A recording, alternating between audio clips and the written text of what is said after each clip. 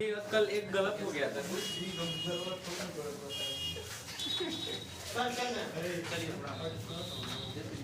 ये मिला लीजिएगा थोड़ा सा किडनी वाले में थोड़ा सा गलत हो गया था।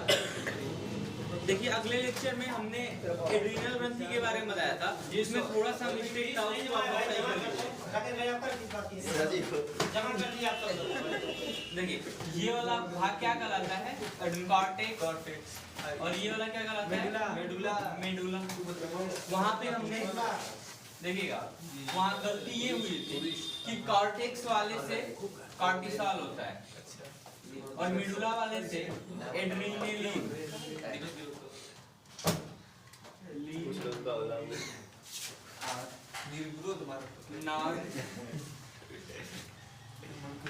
यही अंतर हुआ। देखिएगा हमने कॉर्टेक्स वाले में ये लिखवा दिया था और मेडुला वाले में ये लिखवा दिया, बस यही अंतर है। ठीक है ठीक है, बस यही थोड़ा सा मिस्टेक हुआ था पिछली क्लास। ठीक, अरे कॉर्टेक्स से याद रखिएगा, देखिए ऐसे याद रखिएगा, कॉर्टेक्स से कॉर्टिसोल और मेडुला से एड्रेनालिन और नॉन एड्रेनालिन। बोले लड़ो डरो उड़ो हार्मोन कहाँ से निकलता है? कौन सी कॉर्टेक्स? ठीक है, कॉर्टिसोल को बताया था कि एड्रेनालिन को बताया था? इसको बताया। ठीक है, तो ये नहीं पूछेगा किससे निकलेगा, ये आपसे पूछेगा कि लड़ो डरो उड़ो हार्मोन किस ग्रंथि से आता है? ग्रंथि से आता है। पूरा ग्रंथि का नाम, ये पूरे ग्रंथि का नाम क्या है? अधोरेख ग्रंथि या फिर क्या? एड्रीनल ग्रंथि। ठीक है, ये क्वेश्चन पूछेगा, उतना डेट में कभी पूछता उतना। चलिए जो छोटे बच्चे को भाप लगाते हैं उसका क्या नाम है? नेबुलाइजर। हां ऊपर लिखा है नेबुलाइजर, वही से रिलेटेड सोचिए। नेबुलाइजर जिसको आते हैं नेबुला को नेबुलाइजर। चलिए इसमें आगे हम बढ़ाएं जी सर। देखिए किडनी खत्म हो गया था, किडनी का ग्रंथि खत्म हो गया था। अब हेडिंग बना लीजिए अग्नाशय। अग्नाशय की पहली ग्रंथि जिसको मिश्रित ग्रंथि कहते हैं, मिश्रित ग्रंथि से ग्रंथि बड़ी अग्नाशय से कहा जाता है, अग्नाशय लिखा होता है। सर इसकी क्रिया आज लिख दीजिए।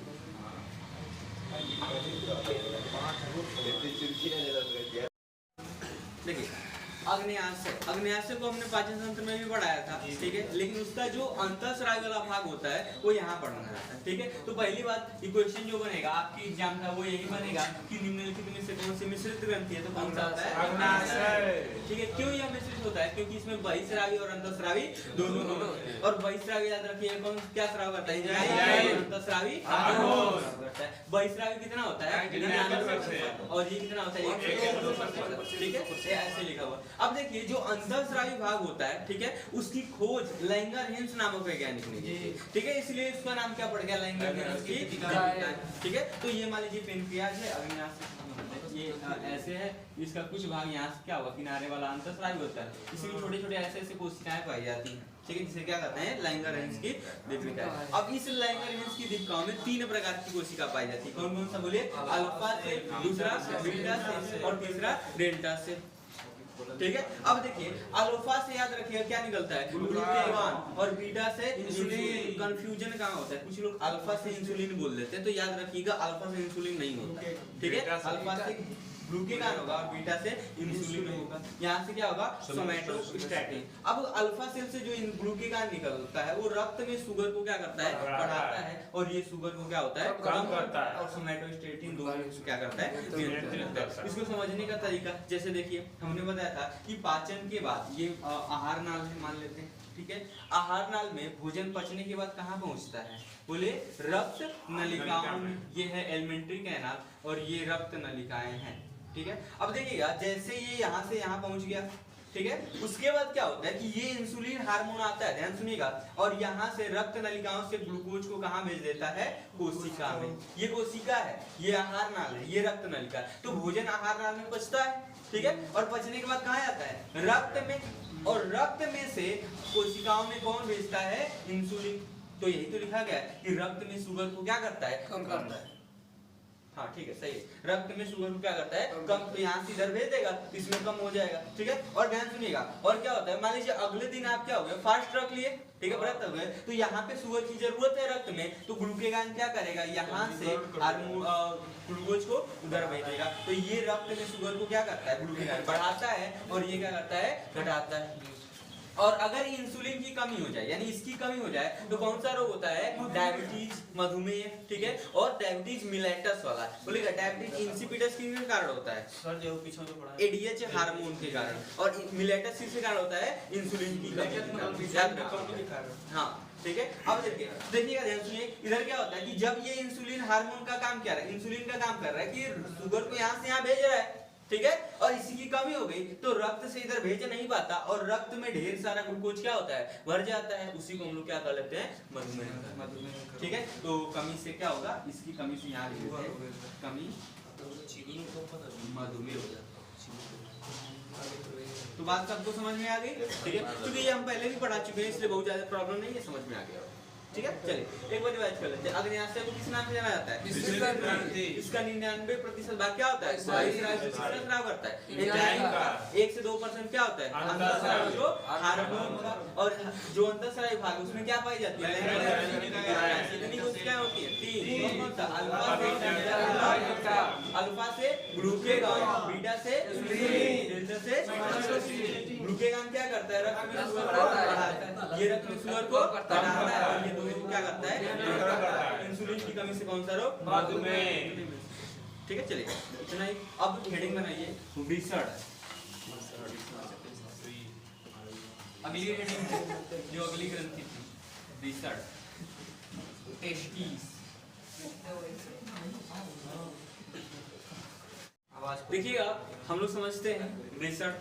देखिए विसर्ड क्या होता है कि शरीर के उदर गुहा से नीचे, ठीक है, ऐसे एक हैंगिंग पार्ट लटका होता है जिसे स्क्रोटल सैक कहा जाता है। स्क्रोटल सैक, ठीक है, इसके अंदर टेस्टिस पाए जाते हैं।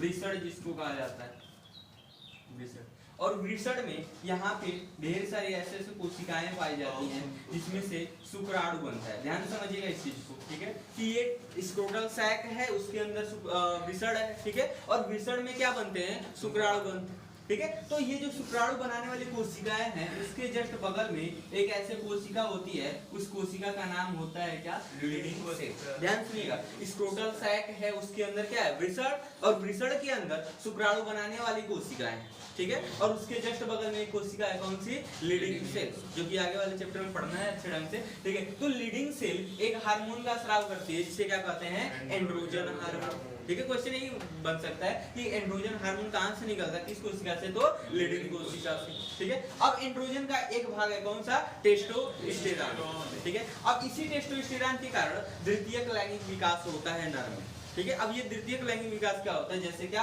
दाढ़ी मूंछ आना, आवाज का भारी हो जाना, ये छाती का होना, चौड़ा होना, पूरा ये सब किसके अंदर आता है? द्वितीयक लैंगिक विकास के अंदर। वो सब किस हार्मोन की वजह से होता है? टेस्टोस्टेरॉन, या फिर कह सकते हैं क्या?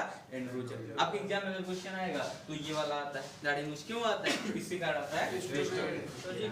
टेस्टोस्टेरोन जो हार्मोन है कितना बड़े से पाता है? ये देखिए, ये जलवायु पे डिपेंड करता है, ठीक है। जैसे हम लोगों में यहाँ एवरेज टाइम बताया गया 13 साल, ठीक है, 13 से 14 साल में आने लगता है। लेकिन जहाँ पे बहुत ज़्यादा ठंडी पड़ती है या बहुत ज़्यादा गर्मी पड़ती है, जैसे कहाँ पे इंग्लैंड कह लीजिए, वहाँ बहुत ज़्यादा ठंडी पड़ती है, और वेस्ट इंडीज बहुत ज़्यादा गर्मी पड़ती है, तो वहाँ पे ये जो हार्मोन होते हैं थोड़ा एज के बाद निकलते हैं, ठीक है। तो ये जलवायु पे डिपेंड करता है। हम लोगों की इंडिया की जलवायु सबसे अच्छी है, ठीक है, इसीलिए यहाँ पे नॉर्मली 13 साल के बाद सब हार्मोन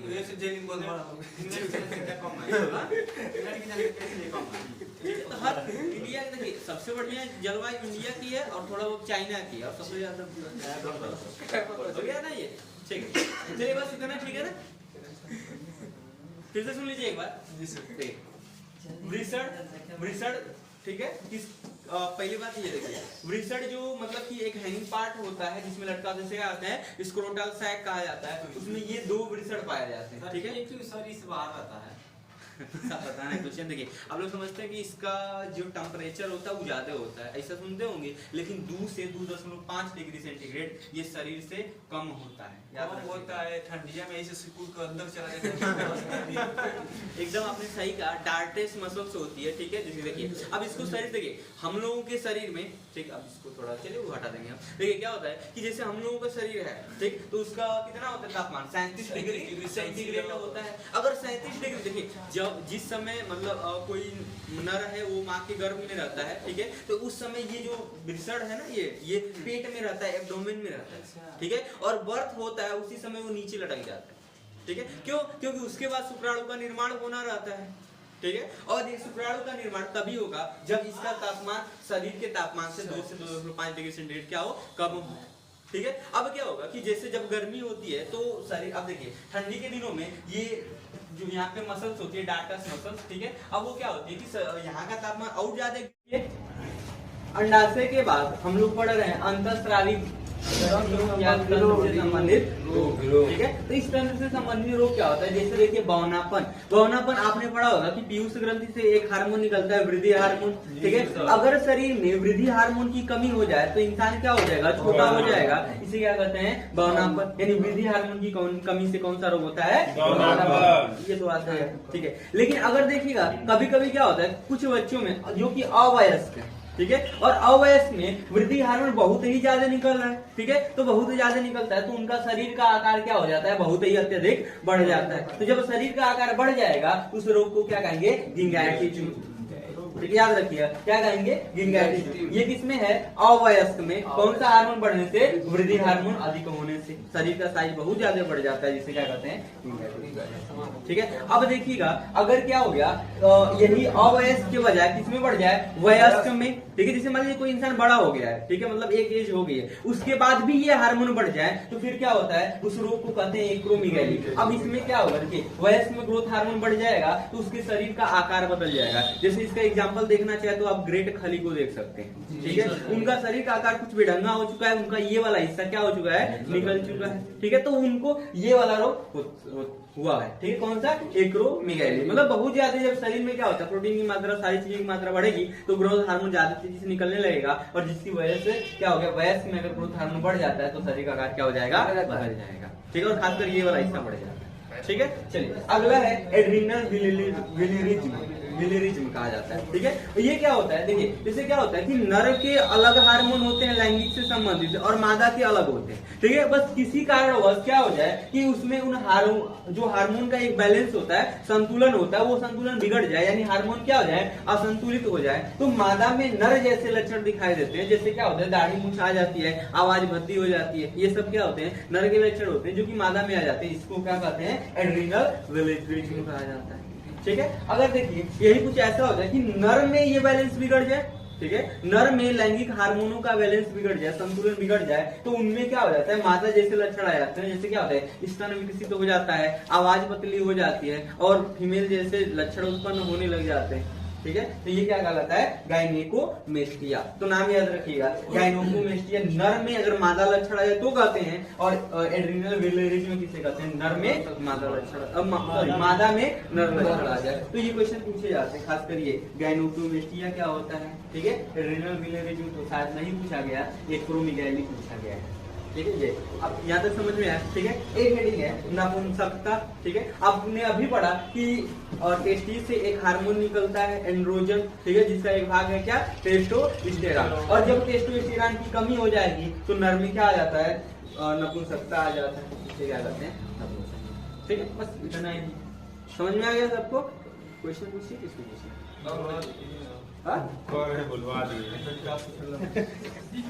हो गया।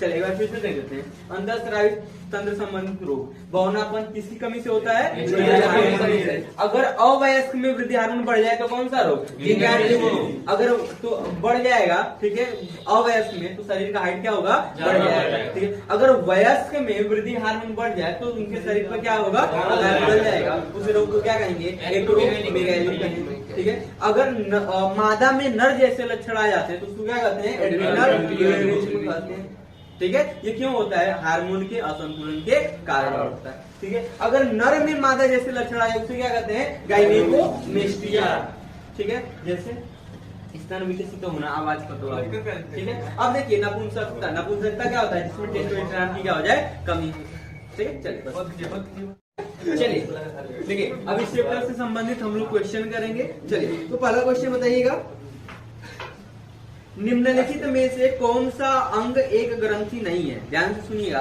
कौन सा एक ग्रंथि नहीं है? ऑप्शन अधिवृक्क, पीयूष, पित्ताशय, यकृत।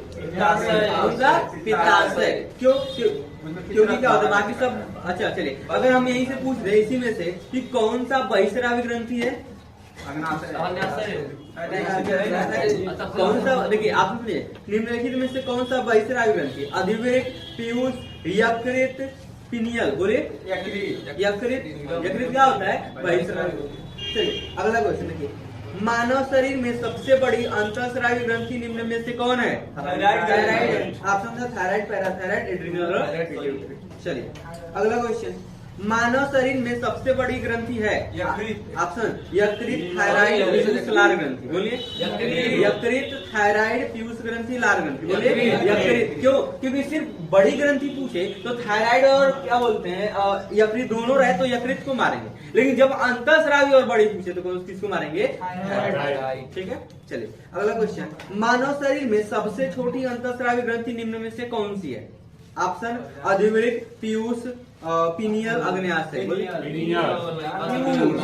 याद रखिएगा, सबसे छोटी मटर के दाने के बराबर जो ग्रंथि होती है कौन सी होती है? इसको भूलिएगा मत, ये क्वेश्चन पूछा। अगला क्वेश्चन देखिए, ये क्वेश्चन देखिएगा, लिखा है निम्नलिखित में से कौन सा थायराइड द्वारा स्रावित नहीं होता है? ध्यान से सुनिएगा, ये हम बताया भी थे वहां पे। ऑप्शन थायरॉक्सिन, दूसरा कैल्सिटोनिन, तीसरा ट्राई आइडोथायरोनिन, चौथा थायोसिन। डी वाला थायोसिन। क्यों? क्योंकि थायराइड में हमने बताया था तीन प्रकार के, कौन कौन सा? थायरॉक्सिन, ट्राई आइडोथायरोनिन और कैल्सिटोनिन। ठीक है, क्योंकि कैल्सिटोनिन पैराथायराइड का होता है, लेकिन थायराइड के ऊपर ही पैराथायराइड होता है, इसलिए वो यहाँ पे उसको सही बताया। चलिए अगला क्वेश्चन, निम्न में से कौन सा हार्मोन पीयूष ग्रंथि द्वारा स्रावित नहीं होता है? ध्यान सुनिएगा, कौन सा हार्मोन पीयूष ग्रंथि द्वारा स्रावित नहीं होता है? पहला थायराइड उत्तेजक हार्मोन जिसको TSH कहते हैं। ठीक है, दूसरा प्रोलैक्टिन, तीसरा वेसोप्रोसिन, चौथा सोमैटोस्टैटिन। सोमैटोस्टैटिन। क्यों? वेसोप्रोसिन जानते हैं, ADH नाम सुने ना, एंटी डाययूरेटिक हार्मोन, उसी को कहा जाता है, बाकी सब। चलिए अगला क्वेश्चन। अगला क्वेश्चन है, मनुष्य के शरीर की वह ग्रंथि जो एंजाइम और हार्मोन दोनों स्राव करती है? अग्न्याशय। ऑप्शन है पीयूष ग्रंथि, अग्न्याशय, लार ग्रंथि, यकृत। बोलिए अग्न्याशय। चलिए अगला क्वेश्चन देखिएगा, निम्नलिखित में से कौन सा हार्मोन मानव शरीर में कोशिकाओं द्वारा ग्लूकोज के अंतःग्रहण के लिए अनिवार्य है? GH, THC, insulin, cortisol. Insulin बताया था ना, वही वाला तो अभी बताया जल्दी। अगला क्वेश्चन देखिए, कौन सा हार्मोन रक्त में शर्करा की मात्रा को नियंत्रित करता है? इंसुलिन। ऑप्शन है ग्लूकोजन, ऑक्सीटोसिन, थायरॉक्सिन, इंसुलिन। ठीक है। चलिए अगला क्वेश्चन, अग्न्याशय की वे कोशिकाएं जो इंसुलिन उत्पन्न करती हैं क्या कहलाती हैं? ऑप्शन दीजिएगा, thymus, carpus, epididymis, islets of Langerhans, estrogen. ठीक है, आइलेट्स ऑफ लैंगरहैंस, देखिए इसमें इंग्लिश में लिखा हुआ है। अगला है, मानव शरीर में, ध्यान सुनिएगा, देखिए मानव शरीर में लैंगरहैंस की दीपिकाएं कहाँ पाई जाती हैं? छोटी आंत, पेट, अग्न्याशय, दिल। अगला, मानव शरीर में निम्नलिखित हार्मोन में से कौन सा रक्त में कैल्शियम तथा फास्फेट को नियमित करता है? ऑप्शन ग्लूकेगान, वृद्धि hormone, thyroxine, parathyroid hormone. Parathyroid hormone. अगला क्वेश्चन, मानव शरीर में प्रोस्टेट एक है? ऑप्शन संयोजी ऊतक, मांसपेशी, ग्रंथि, झिल्ली। वो कहाँ से? प्रजनन। अगला क्वेश्चन, निम्नलिखित में से कौन सा हार्मोन स्तन ग्रंथियों से दूध स्राव होने में भूमिका निभाता है? Option adrenal, progesterone, thyroxine, oxytocin. बताया तो दूध निकालने के लिए कौन सा? प्रोलैक्टिन। दूध बनाने के लिए प्रोलैक्टिन और स्राव करने के लिए ऑक्सीटोसिन। अगला क्वेश्चन, मानव के, ध्यान सुनिएगा, मानव के नवजात शिशु को स्तन ग्रंथि से निकलने वाला स्राव पहले पिलाया जाता है, जिसे कोलेस्ट्रम कहते हैं। कोलेस्ट्रम प्रदान करता है, क्योंकि ये इस चैप्टर का क्वेश्चन नहीं है।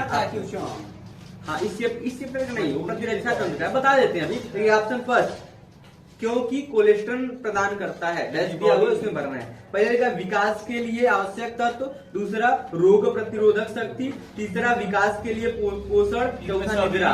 रोग प्रतिरोधक शक्ति, रोग प्रतिरोधक शक्ति जानते हैं, देखिए जो माँ का इनिशियल मिल्क होता है, शुरुआती पीला कलर का, उसको कोलेस्ट्रॉल कहा जाता है। उसमें सबसे ज्यादा IgA एंटीबॉडी होता है, ठीक है। एंटीबॉडी 5 प्रकार के होते हैं, IgA, IgE, IgG, IgD, IG, ठीक है, ऐसे होते हैं 5 टाइप के, ठीक है। उसमें से IgA वाला एंटीबॉडी यहाँ से निकलता है, ठीक है। चलिए, जो कि बहुत ही मतलब अच्छा होता है बच्चों के लिए। अगला क्वेश्चन, ज्यादा नहीं टाइम ना, अरे अभी टाइम है, 3-4 क्वेश्चन ही है बस। अगला क्वेश्चन देखिए, ठीक है, गर्भ निरोधक दवाओं के रूप में किस हार्मोन की गोलियां खाई जाती हैं? Option, aldosterone, testosterone, cortisol, estrogen, ठीक है। इसलिए अगले चैप्टर है, इसका नहीं, ठीक है। देखिएगा, वैसे एस्ट्रोजन ही नहीं, एस्ट्रोजन भी डाल सकते हैं। एस्ट्रोजन प्लस प्रोजेस्टेरॉन का कॉम्बिनेशन डाला जाता है। ये क्या करता है शरीर में? अगले चैप्टर में। अगला क्वेश्चन, मानव शरीर में, ये देखिए मजाक, मानव शरीर में मास्टर ग्रंथि कहलाती है। मजाक है सर जी, मजाक नहीं है, बहुत मजाक है सर जी। पढ़ लिए ना इस बार, कई बार पूछा हुआ है, इतना जान लीजिएगा। लेकिन आप लोगों को पता ही होगा, से कभी भूलेंगे नहीं। अगला क्वेश्चन देखिए, निम्नलिखित में से रुधिर शर्करा स्तर को कौन नियंत्रित करता है? ऑप्शन, पीयूष ग्रंथि, हाइपोथैलेमस, लैंगरहैंस की दीपिकाएं, लैंगरहैंस की दीपिकाएं। 4-5 क्वेश्चन सिर्फ इसी से आज ही क्लास में। चलिए, एक क्वेश्चन, आखिरी क्वेश्चन, लंबा क्वेश्चन, ध्यान सुनिएगा। आपको लिखना है, निम्नलिखित कथनों पर विचार कीजिए और सत्य कथन की पहचान कीजिए, ठीक है। ऑप्शन पहला है, थायराइड ग्रंथि को एड्रिनेलिन बनाने के लिए आयोडीन की आवश्यकता होती है। सही है कि गलत? गलत है भैया, क्योंकि थायराइड से एड्रिनेलिन कहाँ बनता है? एड्रिनेलिन तो एड्रिनल ग्रंथि से बनता है, ठीक है। तो थायराइड से थायरॉक्सिन बनता है, ये गलत है। अगला, आयोडीन हीनता के परिमाण स्वरूप आयोडीन, हाँ, हीनता के परिमाण स्वरूप घेंघा होता है। सही है, इसको गलगंड कहा जाता है। अगला क्वेश्चन, ये सही है। अब देखिए, अगला क्वेश्चन है, मतलब उसी का ऑप्शन है, आयोडीन अग्न्याशय द्वारा स्रावित होता है तथा कोलेस्ट्रॉल को नियंत्रित करता है। गलत, एक ही सही था। चलिए, बस आज के लिए इतना ही। अरे